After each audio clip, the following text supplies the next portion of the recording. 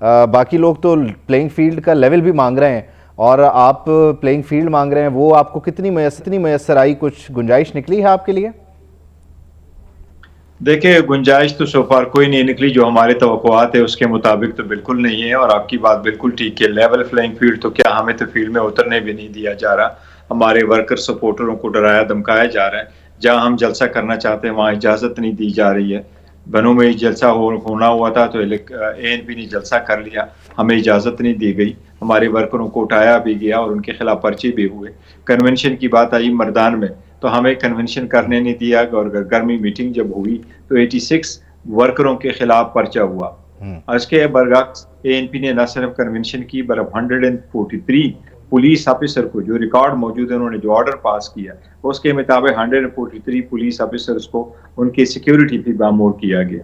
मियाँ साहब को के लिए जो है ना रिट कारपेट बिछाई जा रही है, उसकी ताजपोशी की जा रही है, उसको वेलकम किया जा रहा है, उसके लिए जलसा बनाने जगह बनाने के लिए उनको मुआयना किया जा रहा है। तो ये कौन लोग हैं जो ये सारा कुछ कर रहे हैं, जबकि उसी जगह में उसी इलाके में हाई कोर्ट के ऑर्डर के बावजूद PTI को इजाजत क्यों नहीं मिली? खैर मैं इस तरफ आता हूँ, रोखड़ी साहब ने भी हमें ज्वाइन किया है, जरा उनको भी शामिल गुफ्तगू कर लेते हैं। खुर्रम हमीद साहब, गौहर खान साहब, आप क्या समझते हैं कि फ़ारूक हबीब साहब से मुतालिक जो दावा था उसके बाद वो इस्तेहकाम पाकिस्तान पार्टी के ऑफिस में नजर आया और फिर प्रेस कॉन्फ्रेंस भी कर दी। कल उन्होंने कहा मैंने आदम का रास्ता चुना है, दूसरा रास्ता नहीं चुना, और वो गिरफ्तारी के वक्त सोए हुए भी थे, तो उन्हें फिर बाद में जगाया किसने? हाँ, ये बात ठीक है आप जो फरमा रहे हैं, और जो आपने क्वेश्चन किए रोकड़ी साहब से, बहुत अच्छे क्वेश्चंस आपने कर लिए। देखिए, इस बात की मजम्मत करनी चाहिए, बहुत शदीद मजम्मत करनी चाहिए। आवाम के और लोगों को, खासकर PTI की जो वर्कर सपोर्टर है और लीडरशिप है, उसके साथ आप ज्यादतियाँ कर रहे हैं। अगर आप फरक हबीब साहब को लें तो ये तो कह रहे थे, यही तो उनका प्ली था कि ये उसके खिलाफ 17 FIRs है और उनका नाम उन लोगों की लिस्ट में शामिल था जिसको पैमरा को हिदायत थी कि उनकी कोई तस्वीर ना आए और उनको कोई स्टेटमेंट ना आए और उनको मीडिया इलेक्ट्रॉनिक पे लेना ही नहीं है। ऑल ऑफ अ सडन वो कि कहाँ से बरामद हो जाता है। पहला ट्रेलर ये लोग ये चलाते थे, उनको उठाते थे, उनसे प्रेस कॉन्फ्रेंस करवाते थे।